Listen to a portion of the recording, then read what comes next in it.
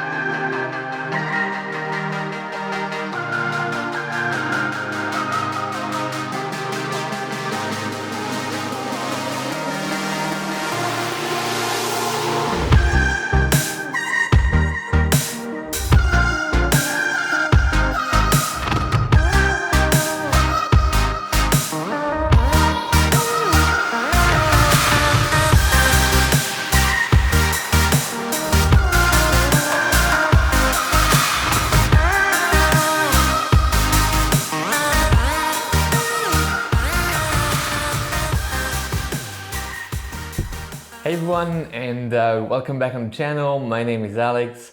I hope you're all doing great. To begin with today, before diving into today's review, in the previous videos it was the Adidas Adios 6. You can check it here if you want.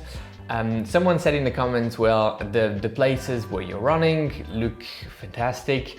Not sure where you're based, and so I realized that for people that are new here on the channel, and first of all, welcome. You may not be aware where I'm living, and so I'm French and I'm living in Brussels, Belgium, so in the EU. And now your turn, let me know in the comments where you're from, and so this way we can start knowing each other a bit better.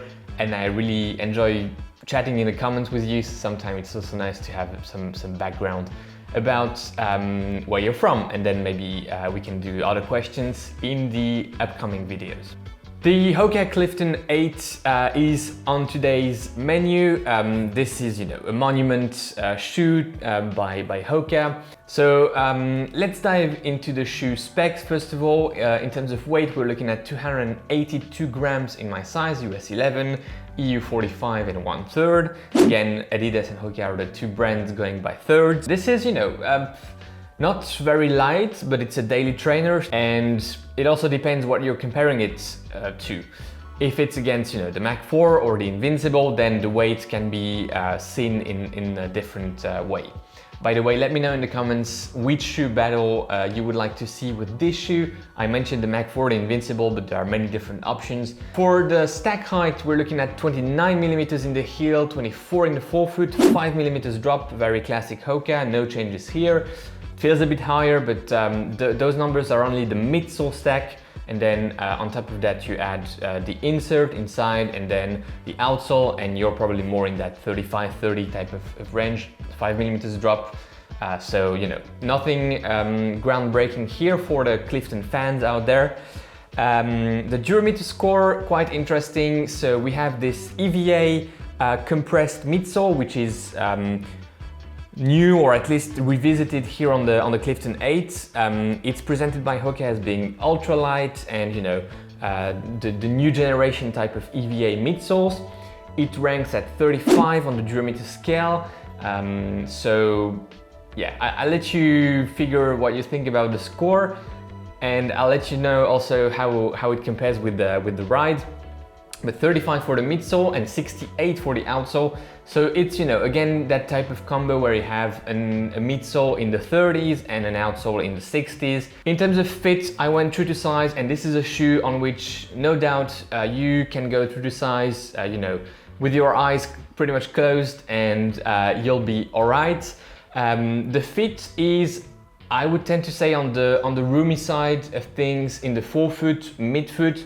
I think that's also due to the upper that is very thin, very flexible, very almost unstructured, and that gives some extra room in the toe box, in the forefoot, in the midfoot, so yeah, you have a nice volume.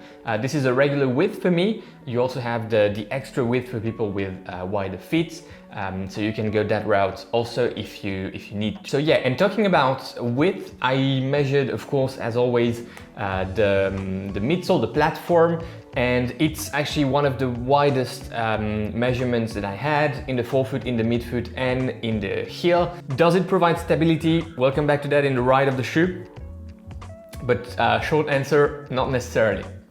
Coming back to the fit, we're looking at a gusseted tongue, which really helps to have a nice lockdown in the midfoot. So despite having more room, you still have nice lockdown, and the unstructured upper doesn't compromise the lockdown, at least in the midfoot. However, that elf ear heel wasn't great for me. My heel was moving a bit around in there, and that's one of the major drawbacks for this shoe. The lockdown in the midfoot was fine, and then the heel just killed it. And overall, the fit is decent simply because I didn't get a great lockdown in the heel. So that's a bit of a bummer, and that's also maybe a difference for Hoka fans that they will notice, and for some of them it could be a deal breaker and not an iteration of the shoe that will be for them.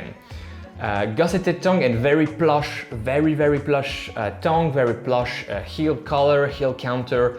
That's nice, almost too plush, almost too comfortable, but let's not be too negative here. It's very comfortable. That's what you can take home from the fit and the upper. Other than that, the upper is an engineered mono mesh, and it's super light. Again, super light, super flexible, super breathable, I can say also, and there Hoka, it's a good job. Now, when it comes to the midsole, I was expecting something. So I measured the 35 Durometer score for the midsole. I was expecting something a bit harder, like previous versions of the Clifton, and in fact we have something quite soft. I wouldn't say very soft or mushy, but it's soft, and it's like those mid softness type of pillows where you have the softness and but still some control, and you don't go like neck completely into the pillow. This is pretty much the same here. So you have a nice softness, but you're lacking the bounciness, for instance, compared to more modern supercritical foams. You lack that bounciness, and it's almost a bit too soft, especially in the heel, where that softness doesn't play very well with very slow paces, where you tend to actually lose a bit of stability when heel striking, or even if midfoot striking, but you're not super stable because of that softness. And so yeah, and obviously the lockdown in the heel also plays a role here, but overall that softness is cool, but let's put it differently. It's surprisingly nice, and I was expecting something harder, but I almost would have preferred something a bit firmer, and that's also, my gait and my biomechanics are maybe more geared towards firmer midsoles, firmer rides, but there are soft shoes that I like, and this one could have been one of them, but it's a bit, too soft, and I can imagine people running very slow with this shoe, which is great. I mean, you need to run slow in any training regimen, but myself running slow in this shoe, I don't quite foresee that, and I wasn't enjoying it in the 6 minutes per kilometer type of paces. It was getting better around that 4:30 minutes per kilometer pace, but slower than that, not my thing, right? Now for the outsole, quite interestingly, Hoka decided to put those lines of rubber in a quite angled way, which I guess helps a bit with the torsion of the shoe, because you don't have them horizontally, and then it helps to have a bit more torsion and a bit more independence between the forefoot and the heel parts of the shoe. The shoe isn't super flexible. It's plenty of I went on the trails, and it's plenty of dust and stuff, so I'm not playing too much with it, because otherwise it would be a mess here in the pain cave.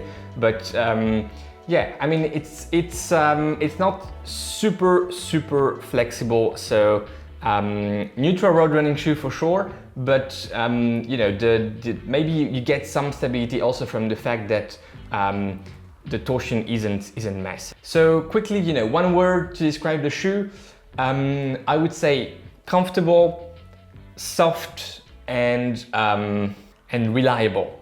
So comfortable, soft, reliable. Hoka fans and especially, you know, Clifton fans will most likely enjoy it, and that's great.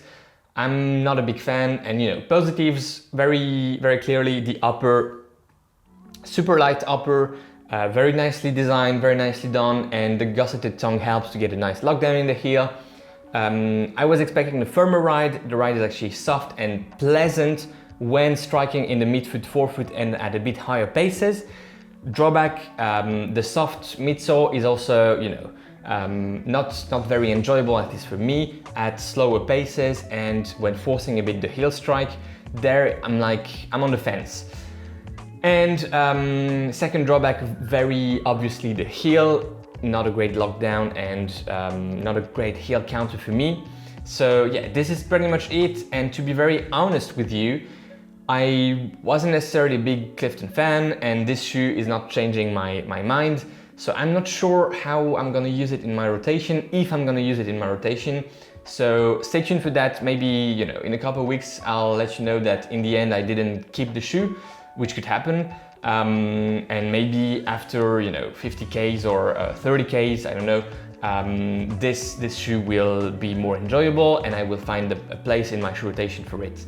But there are other options out there that I may prefer, and therefore I'm not 100% positive that it's gonna stay with me, or at least that I'm gonna use it massively. This is it, guys. I hope you enjoyed this video. I hope you enjoyed today's review.